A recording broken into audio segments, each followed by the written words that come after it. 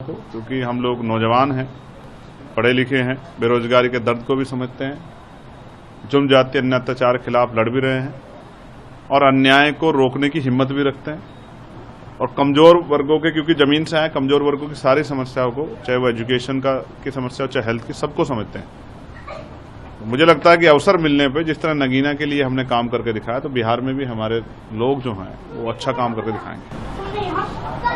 तो आप मौलाना सज्जाद नोमानी जी के आए हो, तो क्या कुछ पूरी चीजें बात हुई है? देखिए, इस मुल्क में जो बुनियादी भाईचारे की तहरीकें चल रही हैं, उन तहरीक चलाने वालों में मैं समझता हूं आज के दौर में जो सबसे बड़ा नाम है वो हजरत मौलाना सज्जाद नोमानी साहब का। वो हमारे बड़े भी हैं, सरपरस्त हैं और बहुत सारी चीजें हम लोग उनसे सीखते हैं। मुझे पता लगा कि उनकी तबीयत खराब है, तो मेरी दिली इच्छा हुई कि मैं जाके उनसे मिलूं, उनका हालचाल जानूं और मैं कुदरत से उनकी लंबी आयु की प्रार्थना करता हूं, वो स्वस्थ रहें। और जो सवाल कई बार राजनीतिक, सामाजिक हमारे जहन में आते हैं, उन पे भी हम लोग उनसे चर्चा कर लेते हैं। आज एक अच्छी चर्चा हुई और मेरा विश्वास है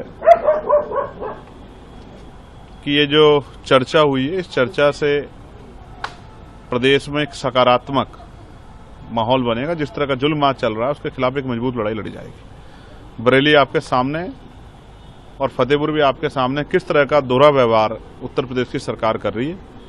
बहुत सारे विषय जिन पर चर्चा है और उम्मीद है ये सकारात्मक शक्ति जनता के आंसू पूछने काम करेगी। जो मिसाइल है उसका तो हरी झंडी दिखाई गई है, इसको लेकर क्या कुछ कहेंगे? जिस तरीके से सेना में एक बड़ा मिसाइल और भी एक आई है जो कि अपनी दम दिखाएगी, तो इसके लिए किसको धन्यवाद देना चाहिए? अगर आप जिनका क्रेडिट उनका छीन के चाहते हैं कि मैं सरकार को धन्यवाद दे, तो ये तो संभव नहीं है। जिनकी मेहनत है उन्हीं को क्रेडिट मिलना चाहिए, जिन्होंने काम किया, जिन्होंने इस वेपन को तैयार किया सुरक्षा के लिए। उन सभी को बहुत बहुत बधाई और उनके लिए मंगल कामना है।